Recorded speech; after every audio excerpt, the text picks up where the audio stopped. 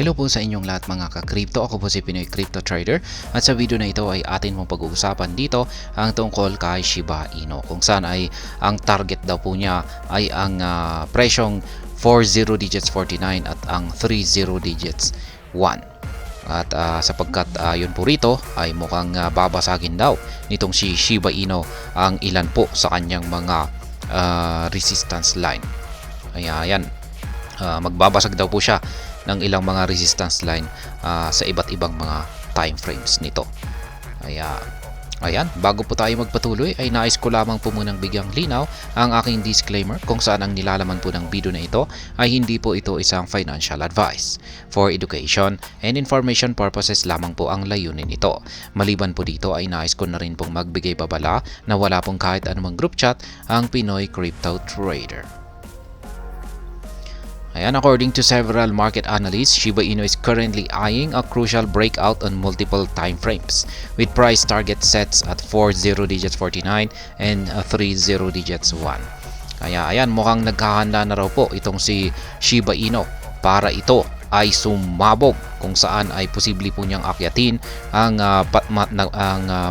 matataas na presyo rito na 40 digits 49 at 30 digits 1. Ayan, posible po siyang magbawas ng isang 0 decimal digits ayon po sa ilang mga market analyst na naglabas ng kanilang prediction dito kay Shiba Inu.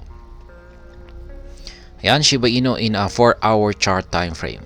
World of Charts is one analyst predicting this scenario. In a recent analysis, he identified a symmetrical triangle formed by Shiba Inu in the 4-hour chart time frame. SHIB slipped into this triangle following the drop from the 40 digits 45 yearly peak on March 5. Kaya ayan po, ang isang market analyst na gumagamit po ng peking pangalan na World of Charts ang naglabas po ng kanyang analysis dito kay Shiba Inu gamit po ang 4-hour chart time frame, kung saan ay meron po siyang nagawang tukuyin dito na isang symmetrical triangle pattern na nabuo. Ayan, nabuo po yung pattern na ito dulot po ng pagbagsak ni Shiba Inu mula po sa presyong 40 digits 45 nitong nakalipas na March 5. Kaya yan, ito po yung kanyang ipinakitang chart dito. Yan, silipin po natin. Meron din po tayong chart dito para mas malinaw. Ito po yung aking naging technical analysis kanina dito kay Shiba Inu. At dito po ay daily chart time frame po ito. Kaya baba po tayo rito sa 4-hour chart time frame. Kaya yan na rin po yung ating ganyan na rin po yung triangle pattern dito. Ayan, kaya parang wala naman pong pagkakaiba. Ayan, ganyan din po yung triangle pattern na nakita rito ni World of Charts. Kaya yan, saan ba yung 45? Sabi niya rito ay aakyatin niya ang 40 digits 49.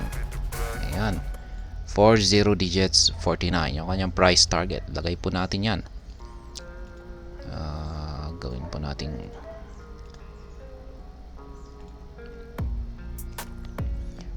ayan, mga 49. Ayan, dito pa sa mas mataas. Ayan, taas. Dito pala. Ayan, yung pinakamataas niya rito, kung saan siya nagkaroon ng rejection dito. Ayan, mga nandito. Ayan, yan po yung kanyang price target. Ayan, kung ayon po sa kanya rito kay World of Charts ay kung pag magkakaroon siya ng breakout ay yan po yung kanyang posibleng akyatin dito. Ayan, lagyan natin ng arrow. Ayan, kung sakaling nagkaroon siya ng breakout dito ay ayan po yung kanyang aakyatin na presyo. Ayan, lagyan po natin ng price label.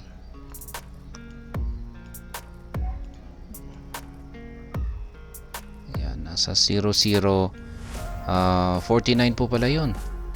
00 mahirap mabasa. 40 digits 49. Tingnan mo sa 40 digits 49 yan. Ayan, Dito po pala sa mas mataas. Ayan, pero sa tingin ko dito lamang yun. Nasa 40 digits 45. Kaya ayan, yan po yung kanyang yung analysis dito ni World Charts. Na kung sakaling magkaroon daw po ng breakout dito, ayan, sa kanyang 4-hour chart time frame dito ay makakaranas po siya ng matinding pag-angat sa presyo. Yung kanyang kasalukuyang presyo ngayon ay nasa 40 digits 28.26. Ngayon kapag nagkaroon daw po siya ng breakout dito, ay ganyan po yung kataas na kanyang aakyatin na presyo. Ayan. Parang ginamit po niyang basihan ay dito.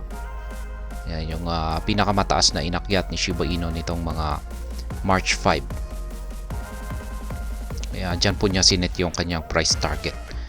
Kaya yan na rin, binabantayan na rin po niya yung magaganap na breakout dito. Tulad din po sa atin. Yan, pero yun nga lang at sa daily chart time frame po yung ginagamit natin. Yan, tanggalin po muna natin ito. Yan, para check natin yung daily chart time frame. Sana yan naman po yung sa atin. Ayan, yung ating symmetrical triangle dito. At yan na rin yung inaabangan natin kung saan po siya magkakaroon ng breakout dito. At yan nga yung inaabangan natin ay yung kanyang breakout dito sa upper portion. Yan, balikan na po natin ito dito sa balikan natin ang balita na ito. SHIB records breakout on daily time frame. Crypto King, a crypto community figure, shares similar sentiments, calling attention to another symmetrical triangle formed by Shiba Inu on the daily chart. Ayan naman po itong si Crypto King. Meron na rin po siyang napansin na isang symmetrical triangle pattern na nabuo pero dito naman sa daily chart time frame. At mukhang ito nga yung tinutukoy niya, yung sa atin na rin dito na nabuong symmetrical triangle pattern natin dito sa ating daily chart time frame na ito.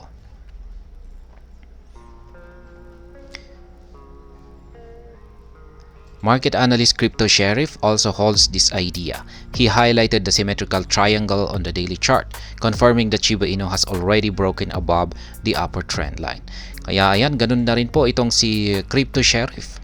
Kung saan ay napansin na rin po niya yung kanyang symmetrical triangle na ito sa daily chart time frame nitong si Shiba Inu. Pero mukhang sa kanya ay kakaiba po yung kanyang symmetrical triangle sapagkat ayon po sa kanya ay nabasag na daw yung upper portion nito. Pero pagdating po sa atin dito ay malinaw po na ito ay naglalaro pa yung market price niya dito sa loob ng ating triangle pattern na ito. Ayan, nasa ilalim pa siya, hindi pa niya nababasag yung upper portion. Pero ayon dito kay Crypto Sheriff ay nabasag na daw po niya yung upper trend line niya. Ayan, ito po yung kanyang chart. Ayan, ginagamit niya ay SHIB Tether USD. Ayan, at mapapansin natin dito na mukhang kakaiba nga yung itsura niya rito. Bang ginagamit niya na datos dito. Ayan, daily chart time frame daw po ito. Ayan, pero bakit kakaiba? Ayan, kakaiba yung sa atin. Yung nabuo rito kumpara sa kanya. Tapos ayon sa kanya ay dito nagkaroon na siya ng breakout. Kaya inaasahan daw po niya na yan, dulot ng breakout ay dito po niya aakyatin ang 30 digits 1 na price target. Kaya ito po yan. Pero bakit kaya sa atin ay hindi pa siya nagkakaroon ng breakout? Ayan, yung kanyang pagpa-plot po pala ay iba yung kanyang ginawang pagpa-plot. Yung kanyang kinuha po niya rito. Ayan, dito po niya kinuha. Ayan, ganyan yung kanyang ginawang pag-plot.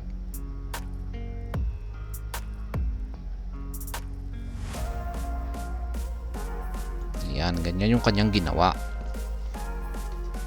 Kaya dito po niya kinuha yung rejection, yung may pinakamataas dito na rejection. Ayan, dyan niya po kinuha. Ayan, binasi po niya dyan yung rejection at saka dito yung pangalawang rejection. Kaya dito ay nagkaroon siya ng breakout dito. Kaya ayan, ayon sa kanya ay breakout siya. Pero yung sa atin dito ay yung ginamit po natin dito na mga rejection dito ay yung rejection dito ay at least dito natin linagay sa ibaba kasi mas maraming mga rejections dito. Ayan, unang rejections, yan, nakukuha na rin natin yung pangalawang rejections dito. Ayan, at saka yung pangatlong rejections dito. Kaya kung mas maraming rejections ay mas maganda. Ayan. Kaya ganyan po pala yung kanyang ginawa rito. Kaya po niya napansin na meron itong breakout. Pero pag dito po niya kinuha yan, ay wala pang breakout yan. Kaya yan po pala yung pagkakaiba. Kaya yan, pero sa atin ay ganito po. Nasa loob pa rin po siya. At yan, kung sakaling ito nga ay magkaroon ng breakout, ay posible po talaga siyang umakyat dito. Ayan, check natin yung bakit na doble yung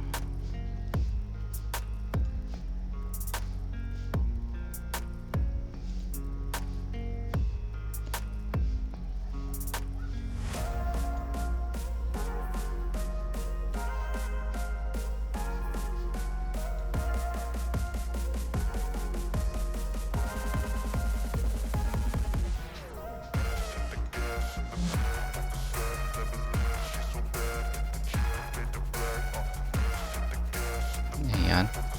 Posible po siyang umakyat hanggang dito sa 40 digits 45. Pero hindi ko po dito sa atin ay yan, hindi po ako nakakasiguro kung may kakayahan siyang akyatin ang 30 digits 1. Pero yung ito 40 digits 45 ay possible po siya. Yan. Pero ayon po rito kay itong si Crypto Sheriff, yan, or sino ba yan? Yan, ayon po kay Crypto Sheriff ay mayroon po siyang kakayahan akyatin ang 30 digits 1 na price target. Ayan, Crypto Sheriff sees Shiba Inu surging to a new yearly high once the uptrend begins. However, this target remains the most ambitious as he expects a rally to 30 digits 1 price territory. Shiba Inu lead developer Satoshi Kusama called a forecast to 30 digits 12 an underestimate. In addition, crypto influencer Oscar Ramos noted that he is 100% sure SHIB is going to 30 digits 1. Kaya ayan po. Maging si Ginoong Satoshi Kusama, ang lead developer ng Shiba Inu, ay naglabas na rin po siya ng kanyang price prediction dito kay Shiba Inu na magagawa pong akyatin ni SHIB ang presyong 30 digits 12. At ayon pa sa kanya ay underestimate daw po ito. Pinakamababa po ito na kanyang estimated na price prediction. Pagdating naman po sa isang crypto influencer na si Oscar Ramos ay sinasabi po niya na 100% sure daw na itong si Shiba Inu ay aakyat po sa presyong 30 digits 1. At ayan naman po si Ginoong Michael Van de Poe. Naglabas na rin po siya ng kanyang prediction dito kay Shiba Inu kung saan ay ayon po sa kanya, gumagamit po siya ng Elliott wave at ang pang 5th wave daw po nitong si Shiba Inu ay dito po niya magagawang akyatin ang presyong 30 digits 1019. Kaya ayan, marami pong mga experts ang nagsasabi na may kakayahang akyatin ni Shiba Inu ang presyong 30 digits 1.